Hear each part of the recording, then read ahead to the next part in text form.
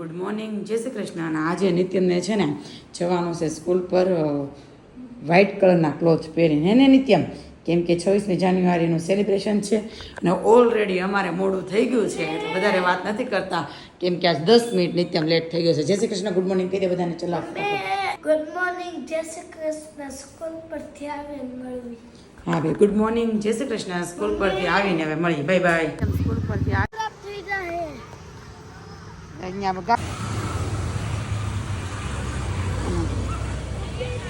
માંથી નથી જવું, લીપમાં જા. નીચે ન પડે લીપ, ત્યાં પેલે મળે ન પડે નીચે, લીપમાં જા. ન પડે લીપ. બોલાય ભાઈ. હા હું મૂકવા આવું. લીપ બોલાય જા.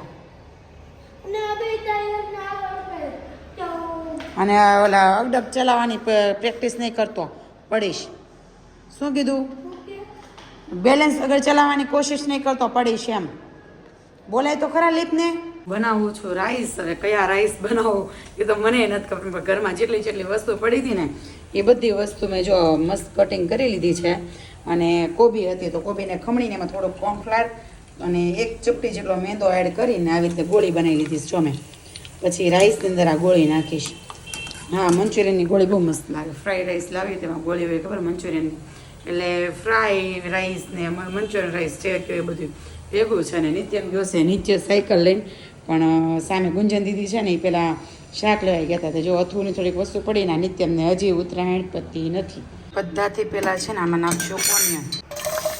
હું છે ને આમાં બધાને પહેલાં છે ને ગમે ત્યારે રાઈસ કેવું કંઈક વઘારું ને તો બધાથી પહેલાં છે ને હું ઓનિયન જ એડ કરી દઉં. અને આજે મેં કોબીની ગોળી બનાવીને આ ગોળીને બધીને મસ્ત ઝીણા ઝીણા કટકા કરીને પછી રાઈસમાં મિક્સ કરવાની છે.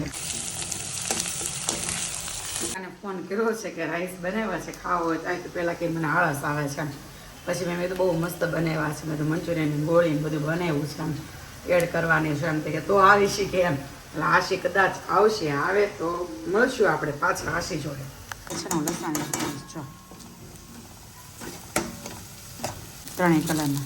અને જો આ બધું આટલું અધકચરું ચડી ગયું છે આ કેપ્સિકમ ને એવું, હવે આ સ્ટેજ ઉપર આપણે એમાં રાઈસ એડ કરી દેવાના છે. મસ્ત જો રાઈસ બનીને તૈયાર થઈ ગયા છે અને અંદર ગોળી પણ એડ કરી દીધી છે. હવે આશિકા અને નિત્યમ આવે ને નીચેથી એટલી વાર છે. તું ઇતે પણ રોટલી લઈ આવી. રોટલી લઈને આટલું વેલો તો રોટલી. આશિકા આવી ગઈ છે અને જમવા બેસવાની તૈયારી કરીએ છીએ. અને નિત્યમ ને આશિકા બેઠા ઈ જો નાત બારા. આશિકા એનું ટિફિન લઈને વહી આવ્યું. મમ્મીએ ભીંડાનું શાક, બટેટાશી ભીંડાનું શાક ને રોટલી મોકલું હતું. આ લાડવા મોકલા હતા. અને મેં રાઈસ બનાવ્યા ને આશિકા ભીંડાનું શાક મોકલાઈને આવી એવી. પેલા આવું નહોતું અને પછી એવું કીધું મેં મંચુરિયનની ગોળી હતી બનાવીને નાખી છે. બેનનું મન ગળ્યું ભાઈ જો આવી છે, હવે સારું હાલો હવે જમી લઈએ અમે. નિત્યમ બોલે બધાને. આજ તો નિત્યમ જો ભીંડાનું શાક ખાય. ફેવરિટ ભીંડાનું શાક મળી ગયું નિત્યમને. એનું બહુ પ્રેમ ઉભરાય છે.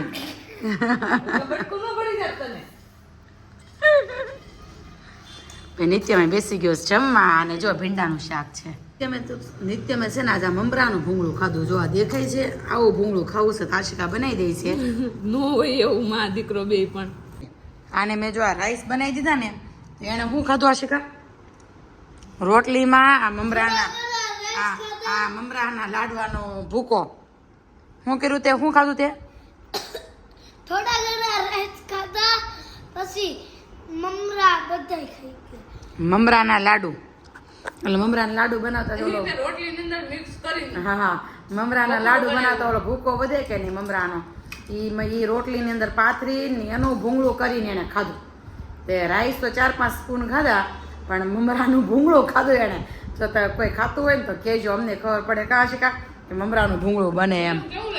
કેવું લાગ્યું ભાઈ? ભાઈ એને આશિક ભાડા જ નહોતા ને આશિકા રાઈસ તો બધા રાઈસ આશિકા ખાઈ ગઈ. નિત્યમ આશી ખાઈ ગઈ ને રાઈસ બધા.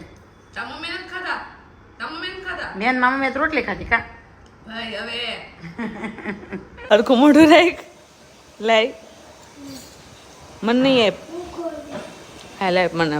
दोस्तों मेरा नाम है दुदात नित्यम। आज मैं बोलने जा रहा हूँ हंगरी डॉग की स्टोरी। को एक रास्ते पर एक हड्डी मिली, तो ये सीख मिलती है जितना मिले उससे हमको खुश रहना चाहिए। फिर से बोलो। फोन निकलते करो नहीं। नहीं तेरा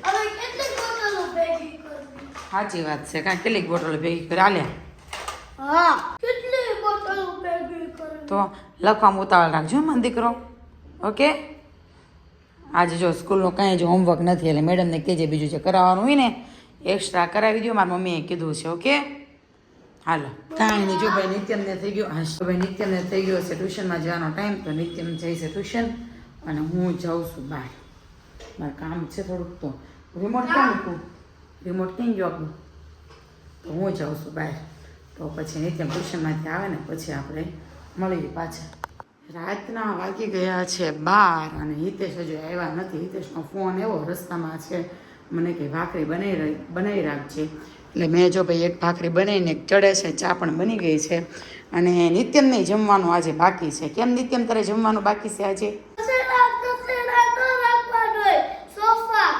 એમાં એવું એમાં એવું છે જો અહીંથી છે ને આ સોફો છે ને એ પેલી સેટ કરું ને ત્યાંથી બારી નથી ખુલતી તો બાલ્કની મારે સાફ કરવી હોય તો સોફો ખસેડવો પડે કે ન કરવો પડે એટલે તો આજે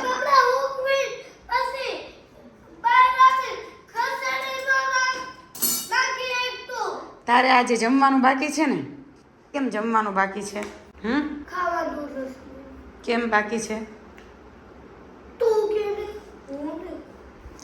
એ આજે નિત્યમને હજી છે ને જમવાનું બાકી છે કેમ કે 7 વાગે સૂઈ ગયો તો 10 વાગે જાગ્યો 7 વાગે સૂઈ ગયો તો 10 વાગે જાગ્યો તો એ કે પપ્પા આવે ને ત્યારે હું જમીશ પણ હિતેશને આવતા 12 વાગી ગયા તો જસ્ટ જો હમણાં એનો ફોન આવ્યો ને મેં જો ભાખરી બનાવી અને ચા પણ બનાવી અને નિત્યમ ખાશે ભાખરીનો ભૂંગળો અને હિતેશ ખાશે ચા અને ભાખરી હે ને નિત્યમ એક વાતનો હાવ સાચો જવાબ આપજો પેલું ઓલે રૂમમાં ડ્રમ છે એમાંથી હું મૂક્યું હતું બંધુ કેમ બોલ કેમ એમાં મૂકી હતી તે જોયું મને ખબર પડી ગઈ પણ કેમ મૂકી હતી કે મને રમવા તે જોયું હા તૂટેલી હતી હા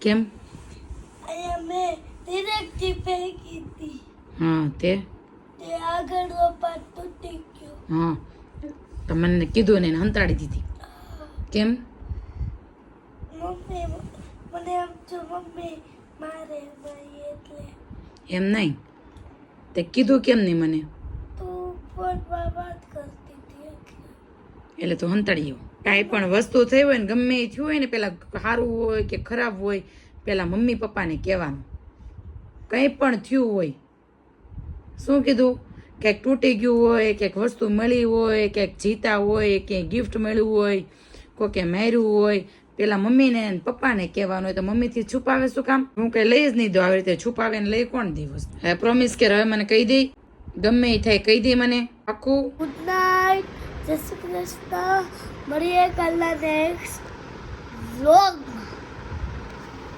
બાય બાય